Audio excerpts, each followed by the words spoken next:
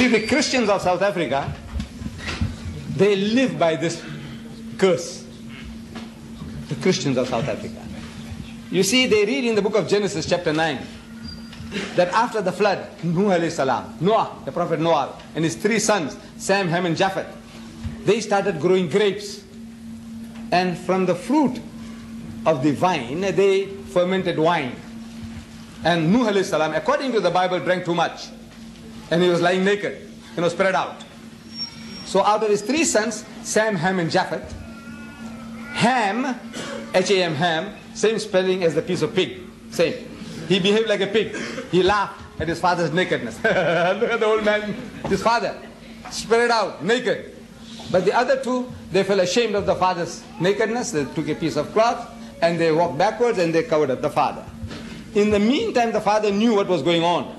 But he was too dead drunk, according to the Bible, to do anything about it. When he comes to his soberness, now he curses. And he curses, "Cursed be Canaan, for a servant of servant thou shalt be unto thy brethren." So that is the curse. And the white people of South Africa, they believe that we are the children of Ham, all the black peoples of the earth. You see, and they are, the white races are the children of Sam and Japheth. So we are to be the slaves, the carriers of wood, the bearers of wood and water, do all the menial work. So the white man in South Africa, he can't get reconciled to the Indian, the African, the colored who becomes rich. We also have some of us Mercedes Benzes. We also have air-conditioned homes. We also have swimming pools in our homes. He can't understand it. He said, look, these are an accursed people. They were supposed to be the hewers of wood and the drawers of water. They were supposed to work for us in our mines and our factories and sweep our streets and carry our shit buckets. That is the privilege of these black races. And look at them. He can't get reconciled. But he can do nothing about it. He can't grab it because we sweated for every cent or pence that we have earned. But at the back of his mind, this is the role he's playing, that he is the Israelite in Africa. He is the Israelite. You see, he reads the Bible and he projects himself into the Bible. The roles. We all do that. When you go and see films, the hero, we are with him. Even if he does things wrong, we want him to get away with it. No? Yes. Because our sympathies, they build up a sympathy for the character. Similarly now, while they're reading this, the sympathy is for the Jew. And they put themselves in the position of the Jews, that we are the Bani Israel in Africa. And these black people, Indians, Africans and coloreds, are the Palestinians. So it's our destiny to rule them. But now, this prophecy, you see where it says, "Cursed be Canaan, for a servant of servant thou shalt be unto thy brethren." And I have been asking learned men of Christendom. I said, who saw his father's nakedness and laughed? They say, Ham. And I said, who is Canaan? Is the man, look, he's still drunk. Look, when he was drunk, we understand what happened. Now he's sober and he curses. And who is he cursing? Not Ham.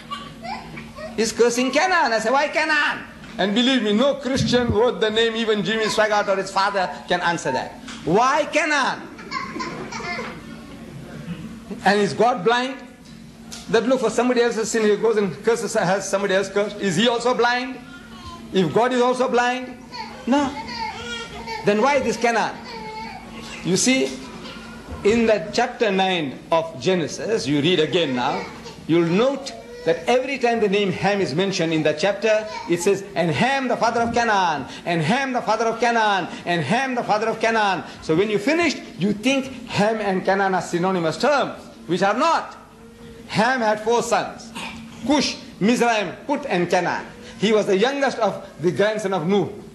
Why would he leave the culprit, leave the 3 other brothers of his, and curse this little infant fellow? Why? Ask him. Is the man still drunk? Or is God blind? No. This is man-made book. The book is man-made. This is not the book of God. So the guy who had the pen in his hand, very few people were able to read or write in those days. Like in Arabia, there were only about half a dozen people in the whole of Arabia in the time of our Nabi Kareem Sallallahu Alaihi Wasallam who could read and write. Abu Jahl was one of those. So, very few people. And if you had something against Didat, oh, you can introduce me into the book. As Lot, as Lut, as Noah, as Nuh, as Ham, all this you can do because you got the pen in your hand. This is the book of man. This is how it has worked. But otherwise, make them to account for it. Who is Canaan and who is Ham? Why should this man know? If in his righteous indignation, if he cursed Ham and said, you be cursed and your children and your children's children for eternity, we can understand. He should have no right to do that. But we can understand man's anger. You speak like that.